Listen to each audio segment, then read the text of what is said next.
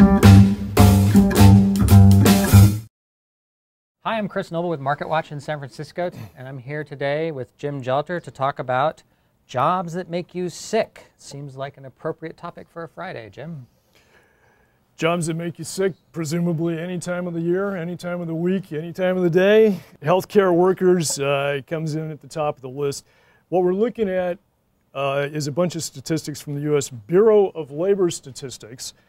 And healthcare workers, perhaps no surprise, comes in near the top of their list of jobs that make you sick in the primarily in the private sector.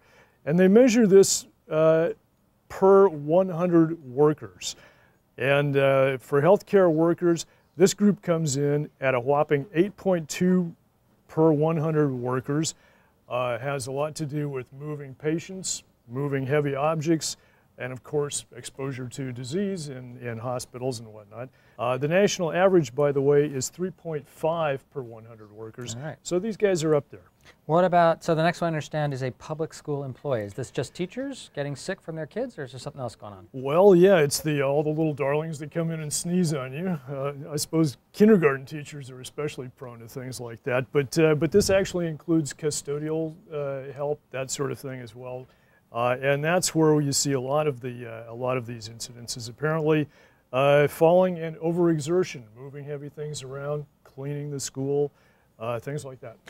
So the next one is a general merchandise store employee. This is someone at Home Depot or Walmart who?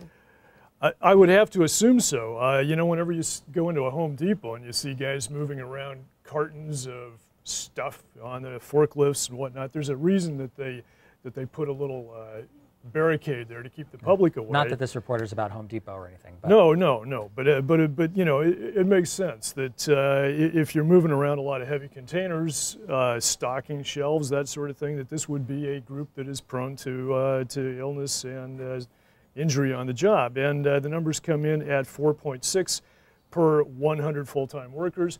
Higher, of course, for those who are handling building materials and working at nurseries with gardening equipment, that sort of thing. Next on the list is a specialty trade contractor. What's that, and why is that on the list? Specialty trade contractor. Basically, I've thrown this together as electricians, carpenters, and plumbers. Right, of course. Now, these are people who typically know what they're doing, but what they're doing involves a lot of repetitive work. It often involves crawling into tight spaces. If you've ever tried to change any fixtures underneath your kitchen sink, you know just how tight it can be. And so this is another group that, you know, is susceptible. Comes in at 4.1 per 100 workers, according to the Bureau of Labor Statistics. All right, the last one on the list is restaurant and bar workers. Yeah, restaurant and bar workers, or food service and drinking establishment workers, as they like to call it. Restaurant and bar workers. Restaurant and bar workers. You don't have to be too imaginative to figure out where the problems are here. Hauling around food, working with trays, lacerations, dropping glasses, that sort of thing.